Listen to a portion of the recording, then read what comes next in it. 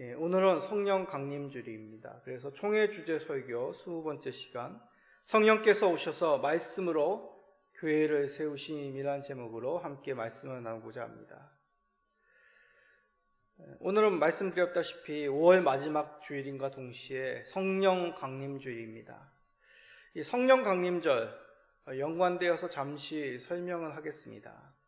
성경에서 성령 강림주일은 유대절기로는 오순절이고 또 칠칠절, 맥추절로 불려지기도 합니다.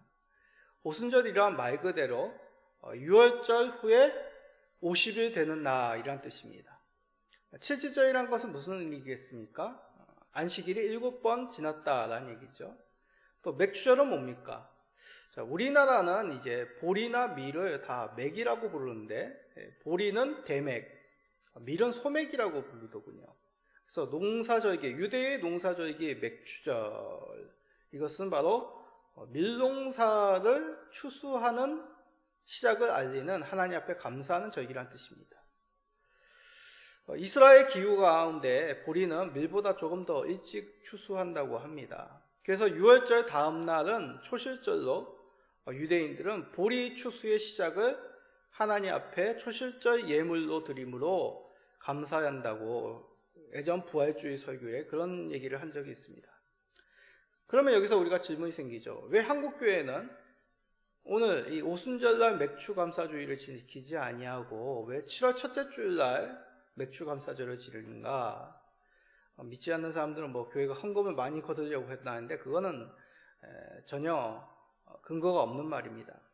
한국교회력의 맥추절은 한국의 농경 문화와 관계되어 있습니다. 찾아보니까 우리나라에서의 보리 밀 추수는 보통 5월 말에서부터 6월 중순 정도를 지금 끝난다고 합니다. 그래서 6월 말에 끝나는 보리 농사와 연관되어 7월 첫째 주, 하반기가 시작되는 첫째 주를 하나님 앞에 감사하는 절기로 맥추절이라고 그렇게 부른 것으로 이렇게 기록에 나와 있습니다.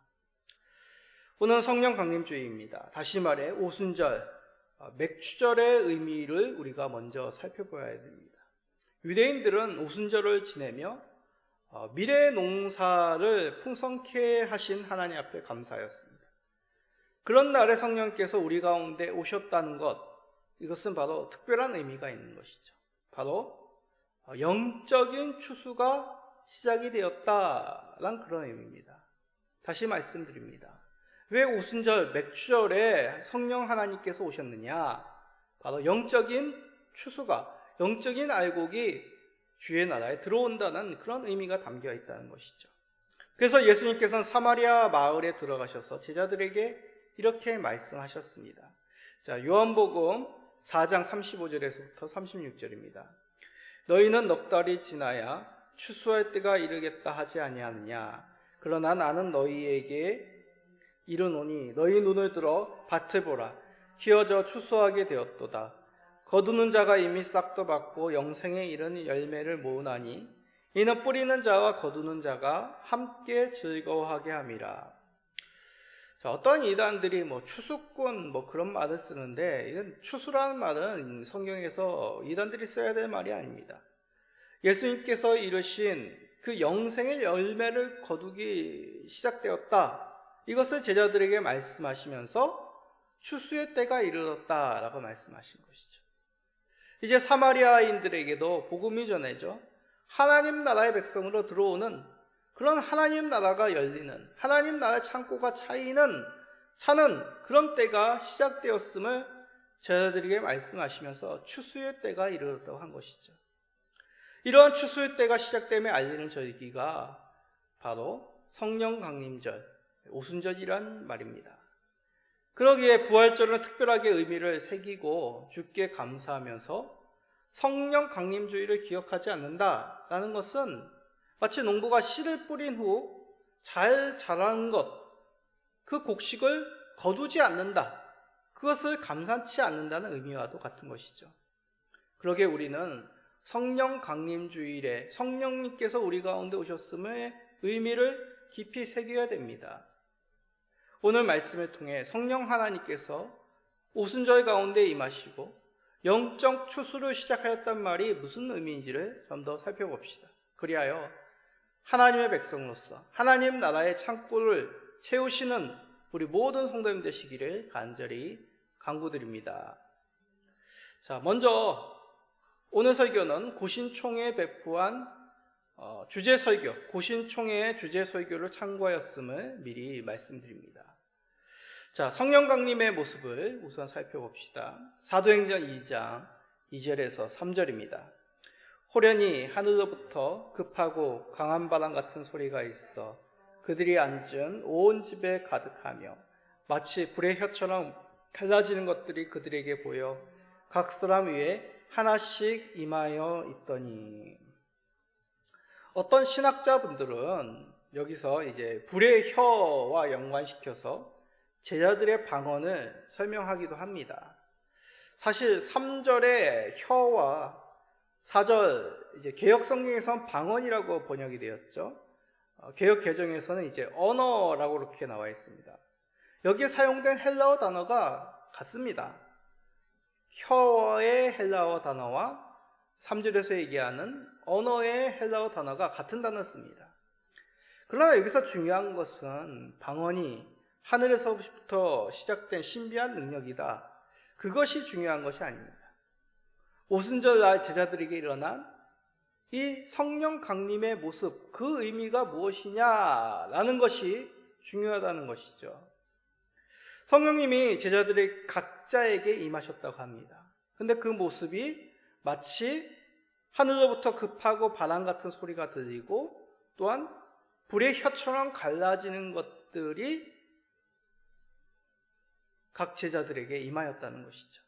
이러한 모습은 구약에서 하나님이 임재하실 때의 모습과도 같습니다. 자, 에스겔 1장 4절에 봅시다. 내가 보니 북쪽에서부터 폭풍과 큰 구름이 오는데 그 속에서 불이 번쩍번쩍하여 빛이 그 사방에 비치며 그 불 가운데 단쇠 같은 것이 나타나 보이고. 에스겔 선지자가 바벨론 그발강가에서 하나님의 임재를 경험할 때의 모습입니다. 멀리 큰 구름이 오고 불이 비치며 불 같은 단쇠 같은 것이 나타나 보였다고 얘기합니다. 하나님이 임재하시는 것이죠.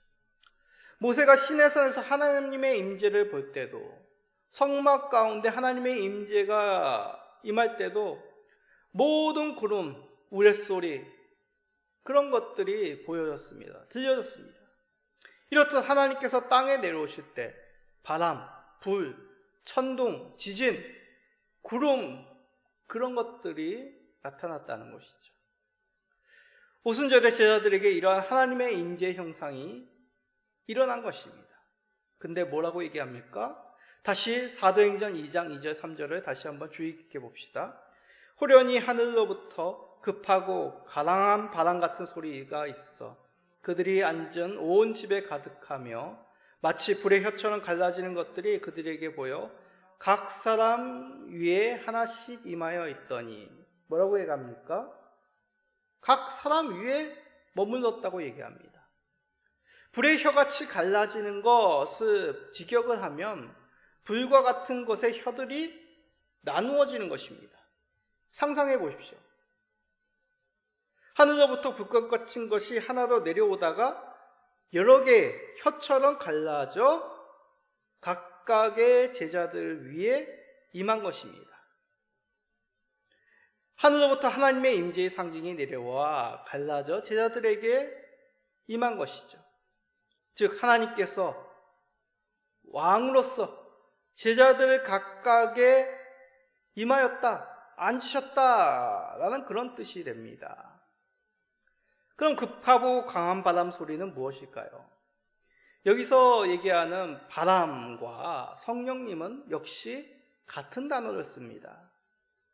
하늘로부터 온 강한 바람, 이것은 하나님이 보내신 성령님을 의미하는 것이죠.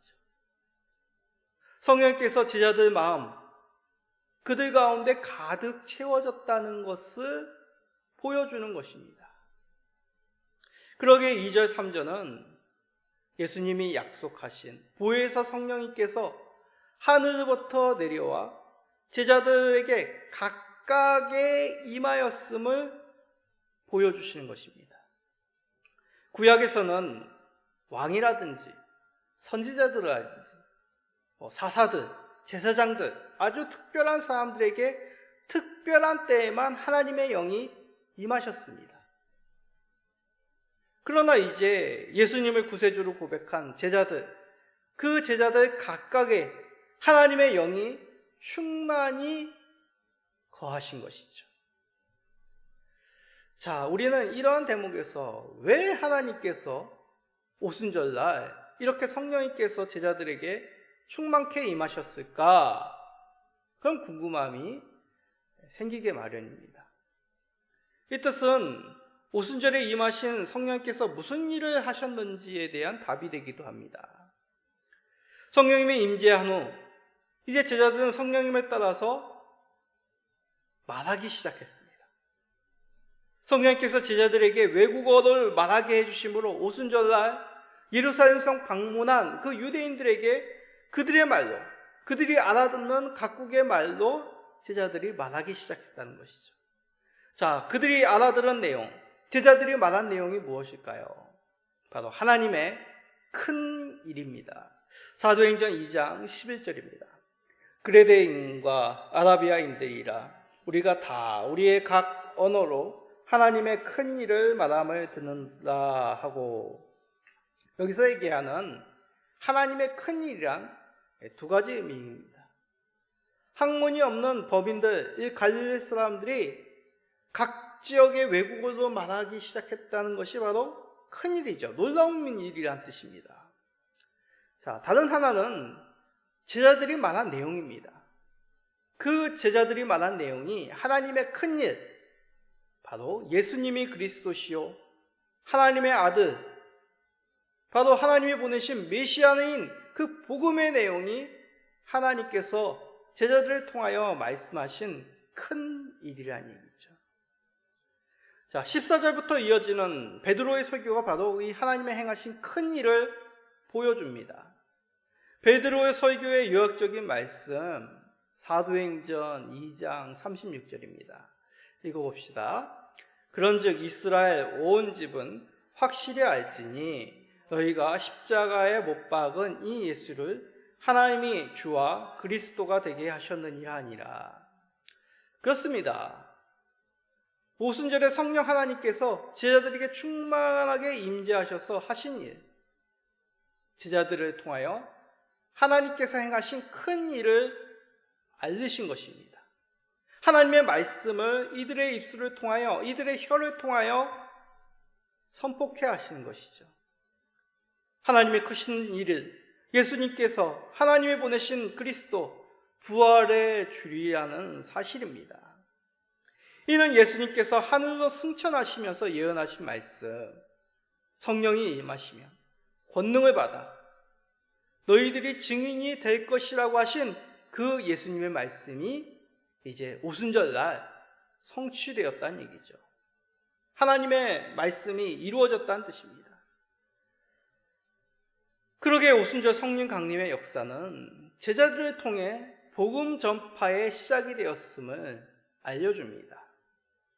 성령님께서 만약 강림하시지 않았다면 제자들이 하나님의 큰일, 예수가 그리스도라는 이 복음의 소식을 널리 전파할 수 없었습니다.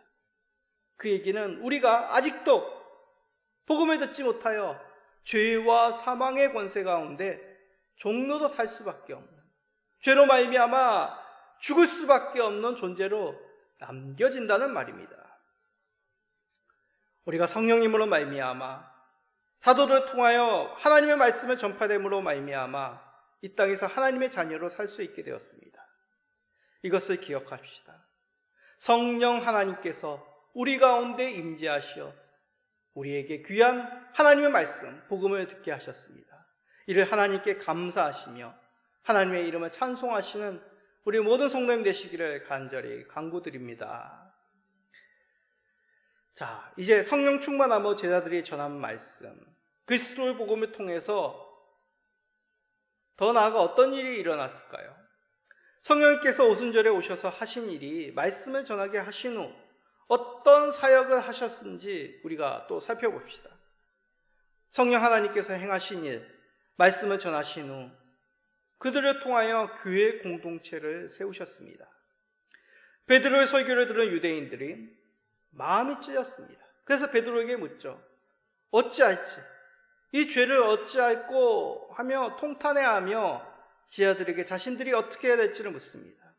그러자 제자들은 베드로를 통하여 이렇게 대답을 합니다. 사도행전 2장 38절입니다. 베드로가 이르되 너희가 회개하여 각각 예수 그리스도의 이름으로 세례를 받고 죄 사함을 받으라. 그래야 하면 성령의 선물을 받으리니. 회개와 성령의 세례를 받음으로 성령의 선물을 받으라고 합니다. 진정한 죄의 회개에 죄에 대한 마음의 찔림만이 아닙니다. 자신의 죄를 시인하고 용서받아 새로운 주의 백성으로 사는 데까지가 회개의 의미입니다. 회개하는 유대인들에게 베드로 사도는 예수 그리스도의 이름으로 세례를 받아 죄 사함을 받으라고 얘기합니다. 세례란 것이 무엇입니까? 죄에 대하여 죽고 의에 대하여 다시 산다는 것을 상징하는 교회의 예식이죠. 예전에는 죄의 종으로 살았지만 이제 회개하여 세례를 받음으로 죄 용서함 받아 새로운 하나님의 백성으로 새로운 주인을 모시는 자들로 살아간다는 것을 나타냅니다. 새로운 주인이 누구이겠습니까? 바로 성령 하나님입니다. 예전에는 죄의 종으로 살았지만 이제 회개하여 세례받음으로 성령의 종으로 하나님의 백성으로 살아가게 됩니다. 그리하여 성령의 선물을 받으라고 말한 것이죠. 이렇게 세례를 받은 사람이 그 수가 3,000이라고 합니다. 이것으로 끝나는 것이 아닙니다. 이들이 세례를 받아서 이제 새로운 삶을 살았다 만세하고 흩어진 것이 아닙니다. 이들이 모여 만든 것이 바로 교회의 공동체라는 얘기죠. 사도행전 2장 42절입니다. 그들이 사도의 가르침을 받아 서로 교제하고 떡을 떼며 오로지 기도하기를 힘쓰니라.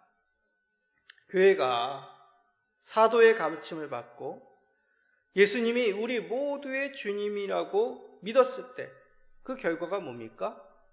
서로 교제했다고 합니다. 여기서 얘기하는 교제라는 헬라어 단어 잘 알고 있는 코이노니아입니다. 다시 말해 성령님이 코이노니아 공동체를 만들었다는 얘기죠. 교제 공동체. 교회 공동체는 바로 성령님께서 만든 교회의 교제 공동체라는 얘기입니다. 성령님께서 주신 선물이죠. 전에는 알지 못하였던 사람들이 예수님 때문에 영적인 교제의 공동체 가운데 포함되었습니다. 영적인 하나의 집단, 가족이 탄생된 것이죠. 그래서 성도들은 이 공동체를 공동체답게 만들기 위하여 더욱 힘썼습니다. 한 공동체로 자라기 위해 성도들은 성전에서도 만났고 각각의 집에서도 만났습니다. 이들은 모여 하나님의 말씀을 배우면서 점점 더 그리스도와 하나가 되고 또 서로가 하나 되는 역사를 경험해 갔습니다. 성령 충만한 자는 말씀을 더욱 사모하며 말씀 가운데 살아감으로 이들이 하나를 이루어 나간 것이죠. 말씀을 통해 더욱 예수님이 누구신지를 깨달으며 예수님을 구세주로 고백하는 영적인 가족으로 살아가게 된 것입니다. 이러한 공동체는 말씀만이 있었던 것이 아닙니다. 떡을 뗀과 기도로 이루어진 공동체입니다. 떡을 뗀다는 것은 함께 식사를 한다는 얘기죠. 이 가운데는 떡을 떼고 포도주를 마시는 성찬을 나누었다는 의미도 함께 됐습니다. 이 당시에는 식사를 하는 애찬과 예수님께서 말씀하신 예수님이 우리를 위하여 살을 찢으시고 피를 흘리신 것을 기념한 그 성찬의 의미와 분리되지가 않았습니다. 예찬을 먹으면서 성찬을, 또한 성찬을 나누면서 같이 식사를 하는 예찬의 의미도 포함되어 있었던 것이죠. 이들은 같이 모여 각 가정에서 식사의 교제를 하면서 그리스도께서 우리를 위하여 피를 흘리고 살을 찢으심을 감사히 여기며 또한 함께 음식을 나누며 서로의 하나의 됨을 주님의 임재를 경험했다는 것입니다. 또한 이들은 함께 기도도 했습니다. 기도의 가장 중요한 부분, 하나님을 찬미했다는 것이죠. 찬양했다는 겁니다. 성전에서 사도들에게 배운 말씀과 함께 이들은 시편의 말씀을 사용해서 하나님을 찬양했다는 것이죠. 오순절 다락방에서 제자들이 모여 기도하였듯이 이들은 또한 각자의 기도의 제목들, 또한 교회 공동체 가운데 필요한 것들, 위험한 것들, 피해야 될 것들을 위해서 하나님 앞에 기도하였습니다. 이러한 성찬과 애찬이 나누어지는 공동체, 또한 기도가 함께 이루어지는 공동체, 이것이 각 가정에서 성도들이 모이는 가정교회 모습으로 시작이 되었다는 것입니다. 작은 가정 단위로 모이면 좋은 점이 많습니다. 좀 더 친밀한 교제가 이루어진다는 것이죠. 기도와 찬양을 함께 더 충실히 나누며 한 마음으로 한 주, 한 성령님의 인도에 따라 한 그리스도, 한 하나님을 경배하였다는 것입니다. 이것을 통해 우리는 교회란 사람의 노력으로 세워진 것이 아님을 보게 됩니다. 하나님께서 성령님을 통해서 이루어진 주의 공동체임을 보게 됩니다. 죄를 자복하고 세례를 받음으로 옛 삶에서 건짐을 받아 새로운 삶을 살도록 허락된 구원의 공동체가 바로 교회라는 것이죠. 교회란 결코 건물을 지칭하는 것이 아닙니다. 세상 가운데 부름받아 하나님 앞에 경배하기 위하여 말씀을 통하여 더욱 그리스도 안에서 하나 되어지고 성찬과 기도를 통하여 더욱 하나님의 은혜를 충만히 누리는 주의 몸 대신 하나의 지체, 이것이 바로 교회라는 것입니다. 그러므로 구원의 공동체인 교회는 그리스도 안에서 더욱 하나됨에 힘씁니다. 비록 피를 나눈 그런 지체들이 아니지만 같은 아버지, 같은 신앙을 고백함으로써 새로운 가족, 하늘의 영적인 한 가족이 되었음을 교회 공동체를 통하여 누리게 되는 것이죠. 우리가 속한 교회가 바로 성령님으로 말미암은 새로운 하늘의 한 가족임을 믿으시기 바랍니다.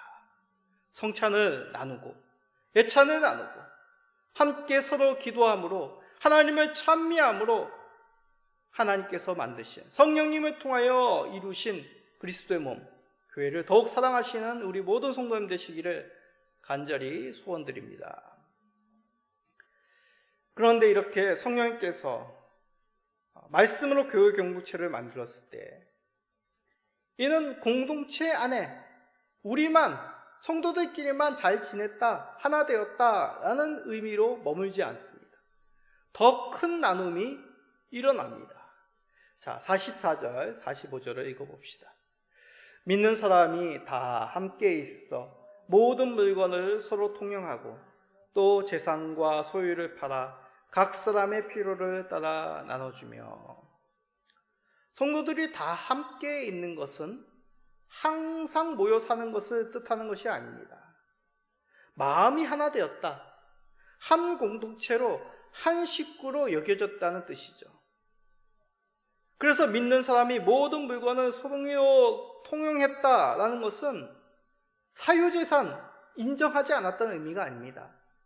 사유재산이 있지만 자신이 가진 것 또한 공동체를 위하여 공유할 수 있었다라는 뜻입니다. 재산은 각자 소유했습니다. 그러면서 내가 가진 것이 내 것이 아니라 주께서 우리 교회 공동체로 허락하신 것임을 이들이 믿고 행하였다는 것이죠. 가난한 성도들을 돕기 위해 자발적으로 헌물도 하고 헌금도 했습니다. 교회는 그렇게 받은 헌금을 통하여 가난한 자들, 어려운 자들, 병든 자들을 위해 함께 나누었습니다. 이러한 나눔이 어디서부터 왔습니까? 나눠주었다. 어디서 많이 들어본 말씀 아닙니까? 성령님께서 교회를 위해 나누어 주신 은사라는 얘기죠. 바울 사도를 통해 고린도전서에서 한 성령님이 각 성도들에게 각각의 은사를 나누어 줬음을 말씀하였습니다. 자, 고린도전서 12장 11절입니다.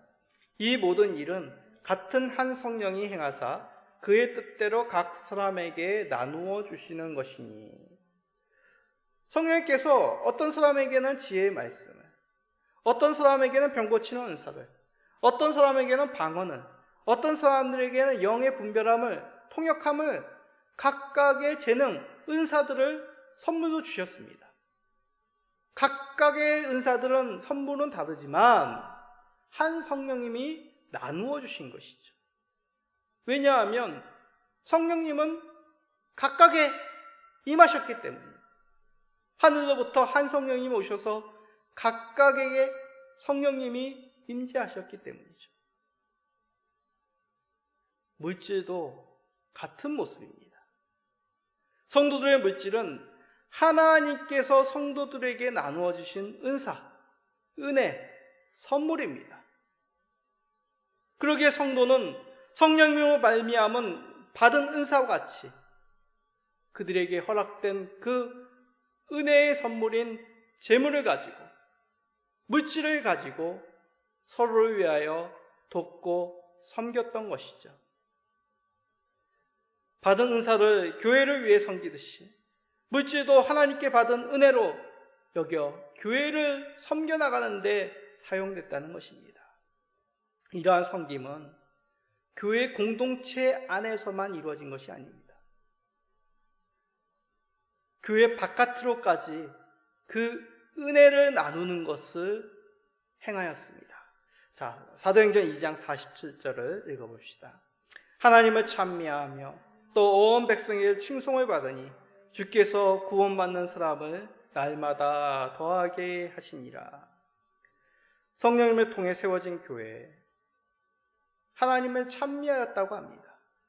여기선 찬양, 찬미, 단지 노래를 했다는 것이 아닙니다.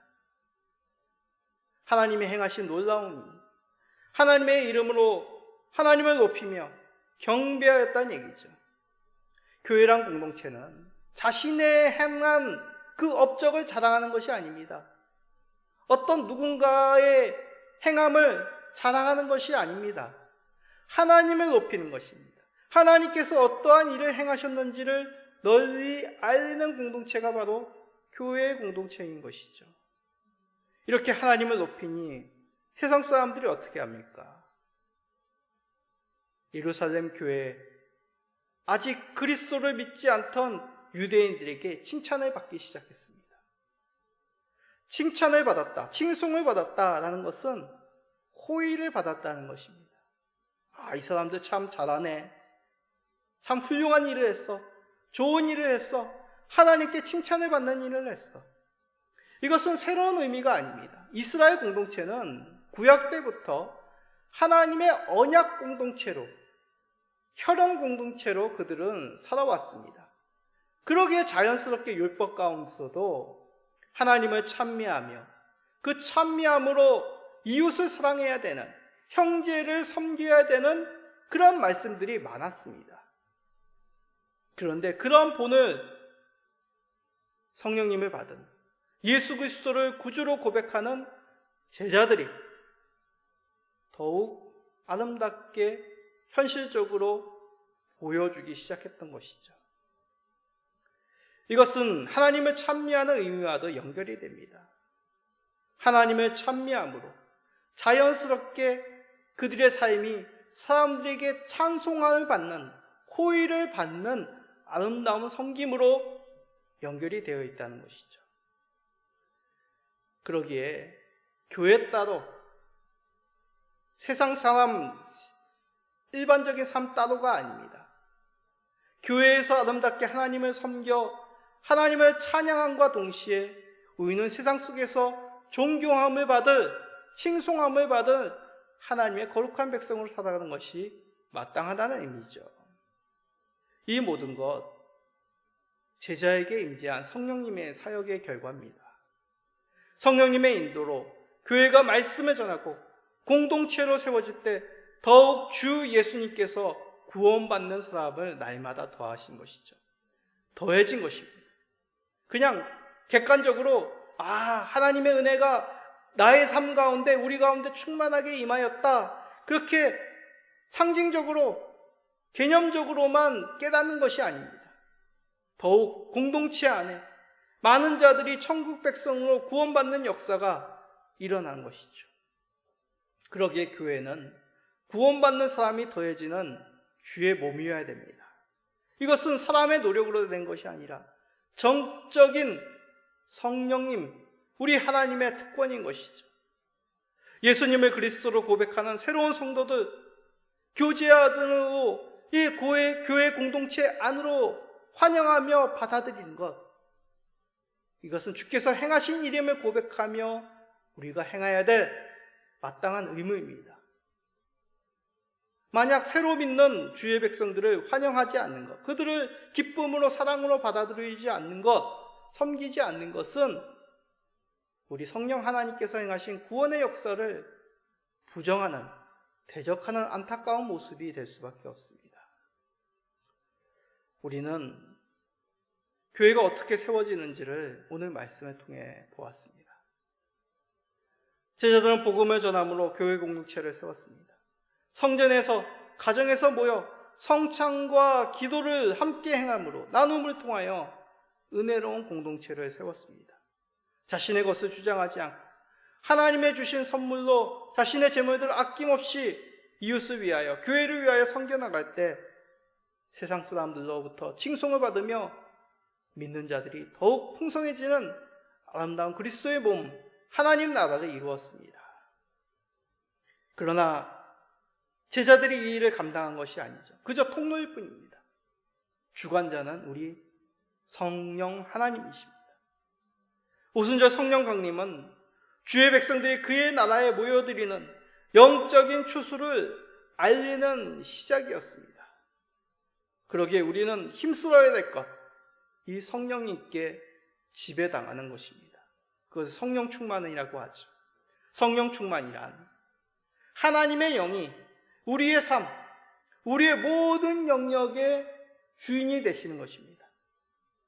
모든 영역에 있어서 우리가 성령 하나님께 순종하는 것, 이것이 성령 충만함이요, 오순절날 성령님께서 우리 가운데 임재하심을 믿고 감사하며 이것을 따르는, 순종하는 주의 백성의 모습입니다. 결코 성령 하나님을 우리 가운데 소멸시켜서는 안 되겠습니다. 우리 가운데 내려오신 성령 하나님께 철저히 순복하심으로 더욱 성령님께서 행하시는 이 교회, 주의 몸을 세워나가며 세상 가운데 하나님이 행하신 일을 널리 알리시는 우리 모든 성도님 되시기를 예수 그리스도의 이름으로 간절히 축복드립니다. 아멘.